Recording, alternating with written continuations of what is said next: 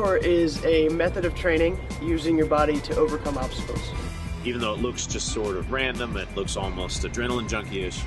In fact, there's also a very disciplined aspect to it. Way to express yourself. It's freedom of movement and the flow. It's a very big misconception regarding the difference between parkour and free running. And it all came from the media. Once upon a time, parkour and free running and l'art de déploiement, which is a French phrase, were all the same thing. It's just training. It's just going out and bettering yourself. And due to different people in the community, you had David Bell, you had Sebastian Foucan, and you had all the other Yamakasi, and they all used different names and different words for the same art that they practiced. Because of media productions like Jump London, and because of quotes from David Bell, different phrases were developed. Free running from Sebastian, parkour from David Bell, and the Yamakasi still use ADD or l'art de déploiement. But in all actuality, it's the same practice. So while people will use them differently, they really should be used interchangeably and do represent the same practice and the same form of art. On one side of the spectrum is parkour, and on the other side is free running. And the whole spectrum is parkour, but if you want to get into the technicalities, parkour tends to be more disciplined training and more going from point A to point B and the most efficient way to overcome an obstacle, while free running tends to be more fluid and flowy and about flips and tricks and being artistic. Parkour certainly has very powerful philosophies, very powerful meanings. Just as the word is, the entire practice is a metaphor in and of itself. Obviously, parkour is about overcoming obstacles, and that relates to absolutely everything in your world. You have your own personal obstacles, your own doubts, your own fears, and parkour not only teaches you to overcome the fears of making jumps or doing vaults, but also teaches you to overcome your own fears of, you know, what kind of person you are and what you're capable of and what you can and can't do in the world. Parkour for me is a serious mental barrier that I have tried to, be free of. And same thing with all the surgeries, growing up, going through that, I was, really scared. And so I've overcome a lot of fear in my life, but parkour is a different type of fear.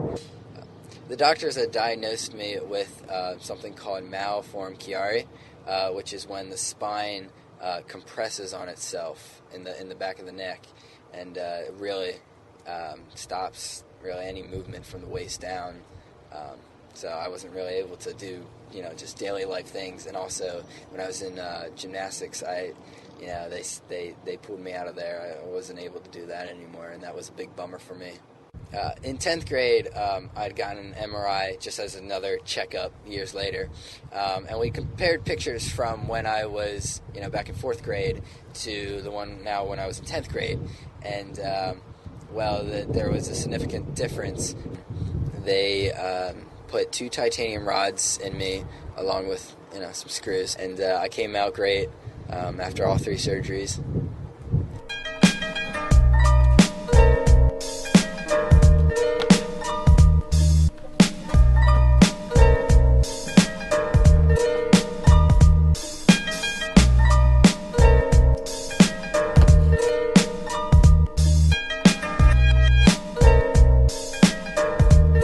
Teaching and community is very important in parkour. A lot of people learn from other people. There's training by yourself, but it's so much easier to learn from someone else. But a community is composed of strong individuals. And so parkour teaches you that you are in control of your life. It helps you to be proactive instead of reactive. It shows you what kind of control you have, that you're not a victim to your fears, you're not a victim to your own doubts. What do you think when I say reactive? Excuses, okay? These things we make up, these excuses, that's something from the environment controlling and deciding something for you. It's affecting your world. It's not you making a choice proactively. It's you being reactive and letting that affect you. Where it's something that you train for yourself to get better. It's more of a self-betterment. Really, that's what the art of parkour was supposed to be about. It was about taking on your challenges and bettering yourself as a person. So you find the things that you're not good at, and you challenge those things and you become good at them to make yourself a better person. Parkour training is about forward progression and getting better and better, and that's something that I use with school and with work and with relationships. As a parkour community, we work around each other, and we really build off each other, and we take each other's ideas and turn them into our own. If I see a move I really like, I'll try it out my own way, and it might not be perfect like to what they do, but then I create something on my own. The focus of any community and any group should certainly be to better themselves and to better the people around them, because when you lift the people around you, they lift you up and everybody grows. And parkour is about growth, personal growth, and that's what I find to be important. Lehigh Valley Parkour is a community that I founded. It's really about developing yourself as a person. In addition to that, we know it's important to spread the art of parkour and to help other people go through that same process of development that we've been lucky enough to be exposed to. Essentially, Lehigh Valley Parkour exists in order to keep parkour alive as much as possible, while at the same time bettering the people who are practicing it, so that bit by bit, as parkour moves through and as it grows throughout the world, everybody who's exposed to it becomes a better person from it, and that every person who's a better person from it can pass it on to somebody else. Down the road, hopefully that makes the world a much better place. And I suppose that's what this community is all about. It's making people better. I got involved with Urban Current Clan when I met Ozzy Quintero from Hawaii. And he found me in Hawaii right as soon as I moved there and invited me to a training session. And we started training together, and I was impressed by him, and he was impressed by me. And so we got together, and he invited me into the Urban Current Clan, which he was just starting at the time. And he said, I'd like you to help me with this idea. I just want to start teaching more. I want to start helping more, and I think you can help me. So Ozzy and I, and with the help of a couple of other individuals, we started and founded Urban Current Clan. And Urban Current now has become very popular. We're responsible for a lot of tutorials online. We've sprouted communities in Hawaii, in Guam, here in Pennsylvania. And there's a handful of Urban Current members throughout the U.S. who are out teaching and spreading the proper practices of parkour. The people that I look up to most are the people that I've been able to train with personally. Those include David Bell, Stefan Vigreau, a lot of the Yamakaze founders. I've trained in New York, Washington, D.C., Philadelphia, Columbus, a little bit in Baltimore, Orlando, and a lot of smaller towns all over the place too.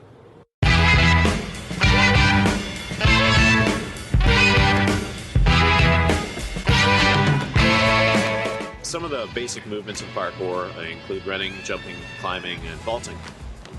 Running, of course, we study good technique, proper good foot posture and body posture as you run to maintain a good structure, good position. Jumping has a lot to do with all your angles and your muscles and how all that works in lines, so we study that. Climbing has a lot more to do with muscular resistance and your timing and the placement of your limbs. And vaulting, which is sort of the essence of parkour, if you will, means overcoming an obstacle using your hands. Vaulting is about weight shifting. You need to get your body from one side of the obstacle to the other. So whether you do it slowly by shifting your weight onto the obstacle, whether you do it quickly by pushing against the ground and shooting your weight over the obstacle, all sorts of different varieties of vaults will help you get over all different sorts of varieties of obstacles. Conditioning is probably one of the most important aspects of training. It should be at least half, if not more, of your training in terms of versus technique and other movements.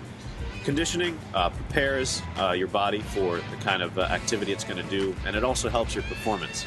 It's called the 2 Ps of conditioning. It's performance and preparation. Preparation meaning that it's kind of like body armor. You build yourself up, you make your muscles strong and able to take the impacts.